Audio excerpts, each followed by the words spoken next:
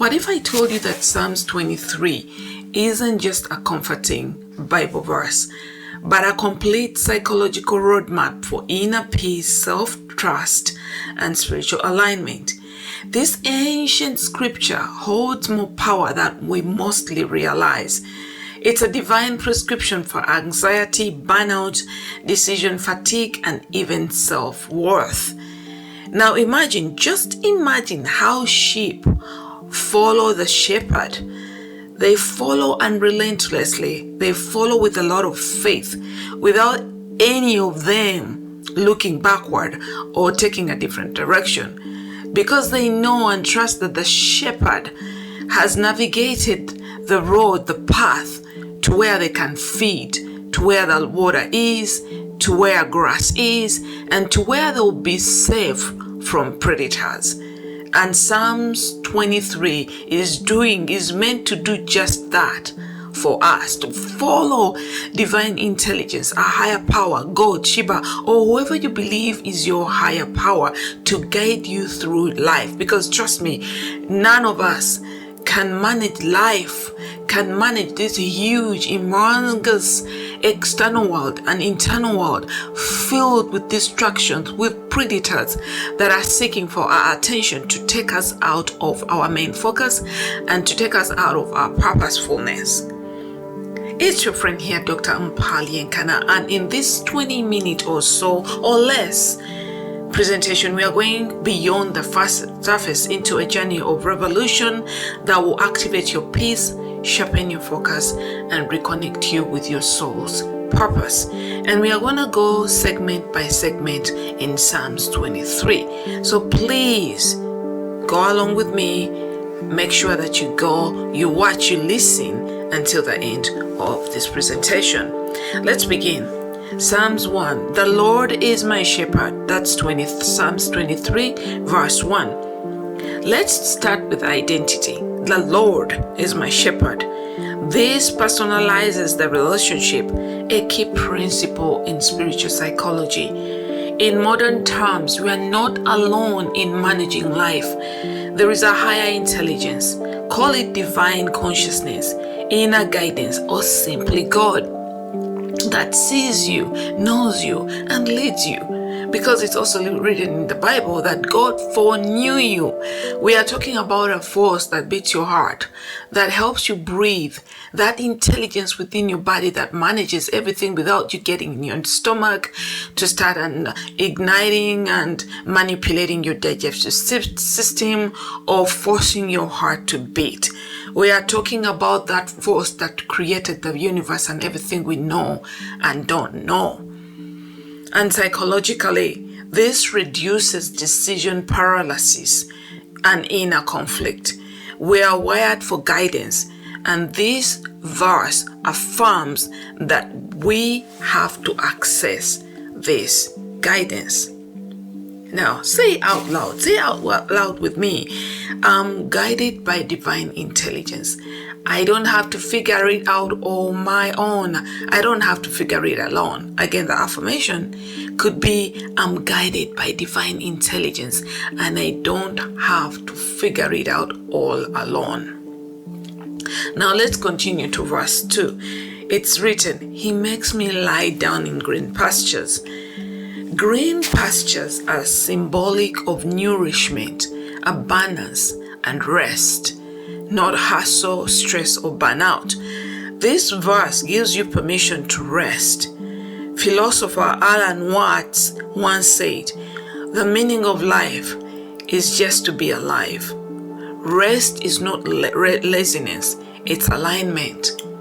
And research shows that rest activates the default mode network, the brain's creative problem-solving mode.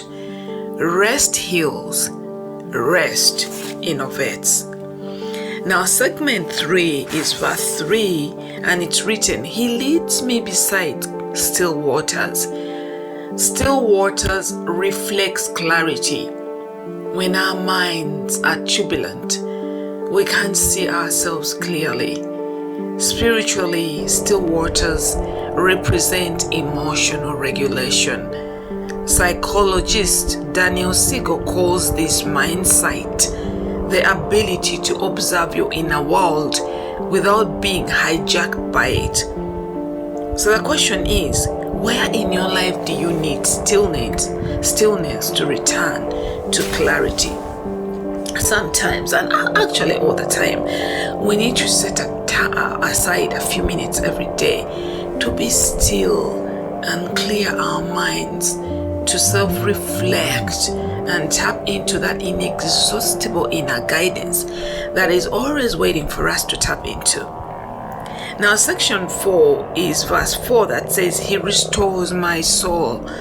Restoration means reclaiming the parts of you that were scattered by trauma, busyness, roles, and expectations. It's spiritual reintegration. In jargon terms, it's the return to wholeness. Your soul doesn't need fixing, it needs just restoring. It's as simple as sitting down and affirming, I call all parts of my spirit home. I am whole. I am safe. I am restored. Now we continue to verse 5 that says, He leads me in the path of righteousness. The path of righteousness isn't about morality alone. It's about alignment with your truth. In philosophy, this is virtue ethics, living with integrity, courage, and purpose. When you follow your soul's compass, you don't chase success, you attract it. Don't just ask, what do I want? Ask, what aligns with who I truly am? Verse 6 reads, Even though I walk through the valley of the shadow of death.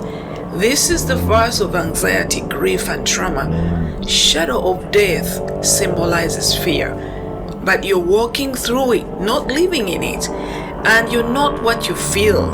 Instead of saying, oh, I'm afraid, you can rephrase and say, I feel fear. And Carl Jung spoke of shadow work, facing what we fear so we can integrate and transcend it. God doesn't remove the fear. He walks with you through it. So God promised us that we shall find a lot of problems in the external world in this journey of life. But it's about understanding that it's a shadow until you jump into it and believe it's your reality. So you don't have to become what you feel or what you go through. You can observe it and just become a witness of your experiences. Now the exercise is to visualize your shadow.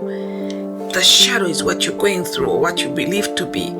Now walk through it with God. Know that God, that divine intelligence, that high power is right there besides you, or your heart won't be beating. Now we go to verse 7. Your rod and your staff, they comfort me. The rod symbolizes protection. The staff symbolizes guidance. You're both protected and guided. In spiritual psychology, this is secure attachment, a feeling of being emotionally and spiritually safe. So I encourage you to breathe deeply and say, I am supported, I am protected, I am never alone. And then verse 8 says, you prepare a table before me. And this means that even in chaos, you're being served.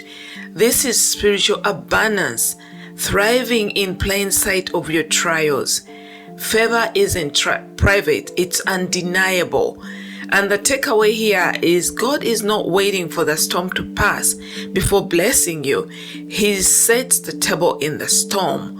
Listen, guys, all storms are solutions for something else that you're holding on to, for something in you that you're holding on to. If you're going through a storm, you're being transformed. Every transformation process takes some sort of price that you pay. It could be that you have to invest effort, you have to you have to let go of something so that space is created for something new. So God preparing a table before you means that regardless of what you're going through, the loss that you believe that you're encountering is giving you a chance for an upgrade. And the upgrade has to come before after the loss.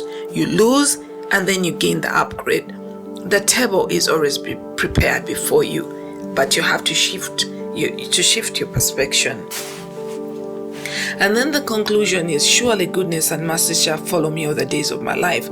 This is spiritual law of resonance. You become what you focus on. If you embody faith, goodness follows. If you carry mercy, you receive mercy.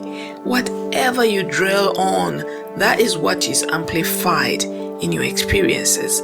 And dwelling in the house of the Lord, that is living in alignment, presence, and purpose. Believing and knowing that there is a higher power within you that is leading your show. You don't have to battle out life on your own. You can do it. If you're going to battle life as your individual self, as your personality, you're going to fail, because then you'll be battling with other 23 billion beings or more that are always positioned to grab your attention and get you to lose control of your own emotions and personal intellect. So the idea is to believe that there is a higher power. There is something bigger than you that is leading the show. Some call it God, some call it Shiva, some call it the universe. Whatever you believe is your higher power, trust with everything you got so that it takes over, so that you don't have to struggle with all these burdens, so that you know that you're not alone and there is something that is bigger than you that is leading the show. And this something is actually not a thing. It's a force that is in everything, everywhere. Imagine if you trust that force that is in everyone, every timeline, everything, then it is going to go ahead of you and really help, speak on your behalf, resolve issues on your behalf, find solutions that you can't find where you are at in your limited expression as a human being. If this breakdown touched you, subscribe for more spiritually rich insights that blend sculpture, science, and soul wisdom, and share this with someone who needs a soul reset today. Guys, Psalms 21:23 is not just a story, it's spiritual medicine.